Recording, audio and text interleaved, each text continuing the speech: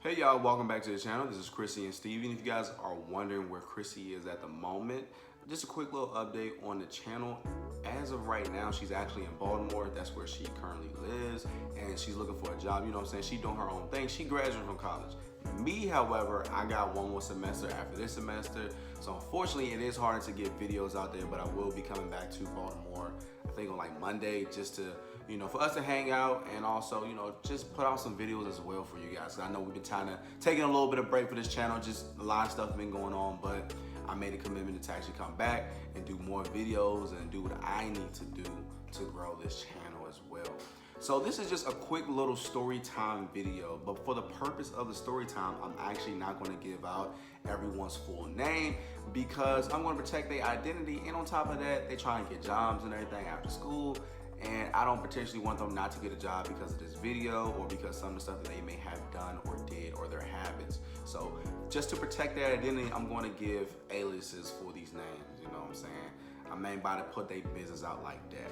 So the story starts off, my friend, I'm gonna name him Rico. Rico just turned 22, and we was going to celebrate. We was going to just turn up at Buffalo Wild Wings. We came out after Bible study, and we were originally going to drive my car. However, my other friend, I'm gonna call him probably like Stanley, right? So Stanley come out his dorm, and we all talking and stuff, and I'm lazy, you feel me? I'm not always lazy, maybe correct that. But sometimes I'm lazy about getting gas for my car. Sometimes I don't feel like getting gas.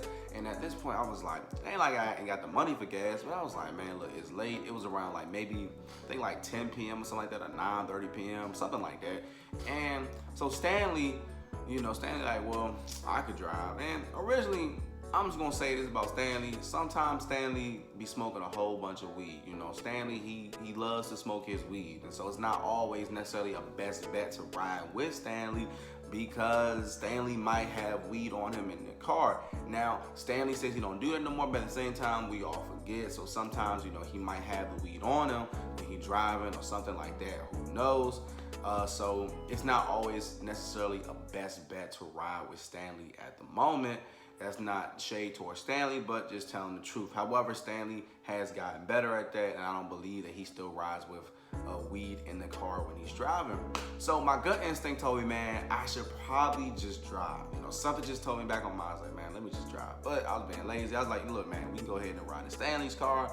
So anyway, we get in the car and we drive and all that. And I believe that we get to this one area in our school's town, and let me just tell y'all about my school. My school is actually in a pretty racist area. I know that they're not outwardly racist, but at the same time, it's still pretty like racist. I get stopped by the police probably almost every week. I don't get stopped because I'm originally from PG County, and so I really don't get stopped that much for real at all. Like, I don't think I've ever actually gotten stopped in PG County. But then when I come to this area where my school is at, it's like legitly I get stopped almost probably like every other month. Sometimes it could be for something super, super small that cops and PG won't stop you for. And usually the traffic stop, I'm not saying they call me a nigger or nothing like that, but it's just kind of like harassment. You feel like, would you really do this if I was a white kid? Probably not, but you're probably just doing it because I'm black, and you're trying to get at me to see if I have weed in the car, and I don't even smoke. I've never smoked in my entire life. So that's just the experience that I do have just being in this area as a young black man, and it's something that I just have to deal with and also file police reports and do what I need to do. But I've experienced just some police harassment and racial profiling in this town, or rather like in this area. So we're driving past and we're going past the Walmart, and then actually it was before we get to the Walmart, and all of a sudden we see the police sirens behind us. In my heart, I'm like, man, I hope it ain't us. I hope he on somebody else. But then the cops get closer, and Stanley already knew he was gonna pull him over. So me, Stanley, and Rico were all in the car, we're chilling. And originally Stanley had told me that he didn't have no weed in the car. So I'm like, all right. So the police, he comes to my side of the window because I'm on the passenger side, and the police is like, can I get your license and registration? My boy Stanley, he gives him license registration, and they come back and say, well, your tail light on your, not tail light, but your tag light is out, right? I don't actually know if his tail light is out. I have no idea, And so, you know, we thinking we like tail light out or tag light out. Like, what he talking about? And then the guy, he said, well, you know, we'll just give you a warning. Then I'll just be on your way. He comes back probably maybe like 15 minutes later. Says, you know, well, look, we smell weed in the car. Get out the car. And so immediately my heart started racing. Because if you look on Twitter, if you look on the news and all that type of stuff, that's all you be seeing is black men getting gunned down by the police. And instantly, like, my heart started beating fast. But, you know, I'm trusting the Lord, you feel me? I'm trying to, you know what I'm saying, stay prayed up. I'm trusting the Lord. I'm like, you know what, Lord, I trust in you throughout all of this. If it's my time to go, it's my time to go. You got control over life and death. That's just what I believe. I'm a Christian. That's something that I just hold to. But at the same time, that don't mean that I'm not concerned or I'm just walking in this joint, you know, pretend like I'm bulletproof. I'm worried because nobody want to get shot. You know what I'm saying? Nobody want to get shot. So anyway, they asked me to get out of the car. And that's what shocked us all. Like, I've never been asked to get out of the car. I've never, you know what I'm saying? That's something I've never experienced here. So I get out the car, they pat me down. And like I said before, I'm all nervous. My heart beating real fast and everything. They ask for my ID. They running through everything. And, you know, they asked Stanley to get out of the car, and they searched Stanley's bag, and they asked Stanley, like, look, if there's something in the car, just tell us, because if we look for something and we find it, then you going to jail. Stanley, you know what I'm saying, he's cold as a cucumber. He like, look, just search the car. I don't even have nothing in the first place. So do what y'all do. But one thing I learned from just that experience, is just off the cuff, is that, first of all, they wasn't even supposed to search the car. Just because you might have smelled weed in the car, that's not probable cause in Maryland. So they just did what they wanted to do. So that kind of lets me know that they could change the laws and do all this type of stuff, but at the end of the day, in areas like that, cops are still going to do what they want to do just to fit whatever agenda that they're trying to do at the moment, everything that they feel in their heart that they want to just do. So it was two cops. One of them was younger, one of them was older. One of them, he looked like the older one. He looks like he was about maybe almost in his 50s. The other one looks like he's maybe, I placed him probably like 32, maybe 36. And so the 36-year-old cop, he was cool, and like he didn't even check me like that, to be honest with you. He just, you know what I'm saying? I think that he kind of knew that the older cop was wilding. You know, some of my friends might disagree about that, but I just felt like that in general, he was just going along with what the older cop was doing. And I'm not sure if the younger cop was a rookie. I don't know if he was been on the force for that, you know, long. Because cops, they actually tend to be a little bit older than, say, for instance, the new recruits in the military. If you go to the military, if you're enlisted, you probably find people that's more so like 18, 19, 20, 21, 22, 23, 24. And when you go into law enforcement, you'll tend to see people being a little older. So like 26, 27, and then up to like their 30s and 40s and stuff. So in general, that's probably what you're gonna experience. So I thought that he was maybe like a younger cop, and you know, their parent, this younger cop was the older cop. And it's kind of sad that already the older cop is teaching him racist tendencies per se to break the law. And we get out the car, they search, you know what I'm saying, they search the backpack, and then we're stopped right by this restaurant, and there's a whole bunch of people outside, and I feel like they start recording all this type of stuff, and I'm like, yo, like, is y'all really recording to see if one of us gets shot? And it's saying that in America, you know what I'm saying, we gotta really think about that. You know, as black men, you really have to think about it. It's like, you gotta watch out for other black men, and also you gotta watch out for these police out here, like you really do. And because you see so much just violence and stuff, or just on the news, black men getting shot, it's like, yo, I could be reaching for my wallet. You know, they could ask me to go in the car to get something. Like, what if I would have left my wallet in this vehicle and I'm going back to try to get it, and then they shoot me? And next thing I know, I'm dead just because they thought that I'm reaching for a gun. You know what I'm saying? And that's just the reality that we live in. But at the same time, I know that, you know, God, he's on the throne regardless of what happens. So, you know, like I said before, if it's my time to go, it's my time to go. But if God's saying, nah, he got however many years left to live, I trust in that. I just don't want to get shot.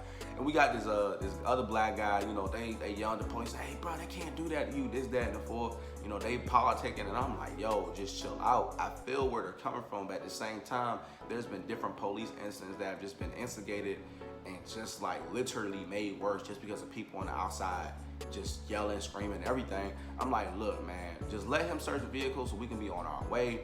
So evidently enough, they didn't find nothing in the car, like, at all. And even when they did say that they found flakes in his car, mind you, it was a plastic bag with some chips in it. And my whole thing is, how are you gonna be an older police on the force and yet you think that, you know, crumbs of chips are weed flakes? I don't know, that's just my experience.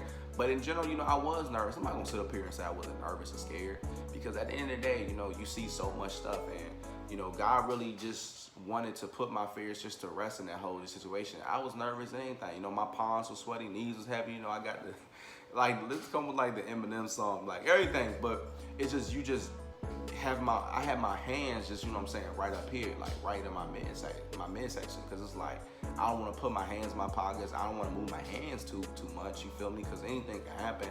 And my boy, you know what I'm saying, Rico was the same way. For Rico, it was his 22nd birthday, and I'm pretty sure he was scared. He was like, "Dang, am I finna get shot on my 22nd birthday?" And so at the end of the day, the police, they didn't find nothing, so we go back in the vehicle. And they handed my IDs back. They was running my ID, I guess, see if I got any warrants or whatever. Mind you, I've never been arrested my entire life. And so we all sitting up in the car, and they make us sit in the car for like 40 minutes, like legitly. And I don't know what they was talking about in the car. I don't know if they was discussing more ways to try to get at us or more ways to try to, you know what I'm saying, throw us underneath the bus. They asked my boy Stanley, even when he was outside, like, "Hey, look, does anybody else got any weed in the car? This, that, and fourth. Does he have something? They have something?" It's like, you feel me, how police try to just do different things if it's like a group of black men to try to put us against one another. You feel me? Just try to, you know, throw each other underneath the bus. It's just some wild type of stuff that they really be doing, and you wonder if they really out here to protect and serve, or they really out here just to, you know what I'm saying, harass black men. I'm not saying that every single police is like that, but at the same time, it's like I said before, you see so much stuff, you see people recording and everything, and I'm glad that I was around people that wasn't like belligerent, you feel me? Because granted, you could be as mild-mannered as me, decent, respectful, all that type of stuff, they can still shoot you as a black man, but it makes it a whole lot worse when you got a hot head. Like when you got a hot head that just don't want to listen to nobody, that just want to wild out, that's going to try to fight the police, immediately you like, yo, like, hey, I ain't got nothing to do with this. If you gonna shoot him, it's sad, but shoot him, don't shoot me. Like, that's just in general how it be. But overall, I would say what I learned from that experience was that, you know, you just gotta really be careful and just trust your gut instinct. Because I knew I should have drove, I just had a feeling. And in general, y'all, look, I don't necessarily agree with smoking weed, but if you do, make sure you don't have it on you while you're driving your car. That's just stupid, because at any time they can pull you over, and you may know what the law is and whatnot, but at the same time, police just don't care. They don't care what the law is. They're gonna do whatever they feel like doing at the end of the day. And I'm not saying that every single police is bad, but in times they feel like that they have to break the law to essentially, you know what I'm saying, I guess prevent a crime or try to find a crime. Who knows? Like, it's just some wild stuff. Like, he wasn't supposed to search the man's vehicle, but he did it anyway. So overall, that's just my experience with it. I learned a lot about it. Currently, I'm going to file a complaint because they did violate my constitutional rights in general, because they wasn't supposed to search me, to be real. But at the end of the day, it is what it is. I called my moms about it, I talked to my pops about it. So they have their different perspectives on different things. My mom is a full-on black revolutionary. My dad is on that too, but also my dad is about personal responsibility and saying, well, look, if your gut instinct was to drive, then you should have drove. So at the end of the day, y'all, look, that's just my experience. That's my story. But I thank y'all for watching. Please make sure you subscribe to this channel. I know that we've been lacking, but we really about to start putting videos up. We really about to start doing it big out here. I thank y'all for watching and just hearing my story. I really appreciate it. And throughout all of that, just let me know that it's real being a black man out in America. Like, you see it on TV and all that stuff, but it's really real, especially when you in an area like this. If I just stayed in PG County, I probably would have never experienced stuff like this, but I have, just because of the area that I'm in general right now. So hopefully, like I said, I graduate next semester, so I ain't gotta deal with stuff like this, because I get stopped and harassed by police all the time, and it's nothing really that new. Anyway, y'all, I'm out of here, and peace.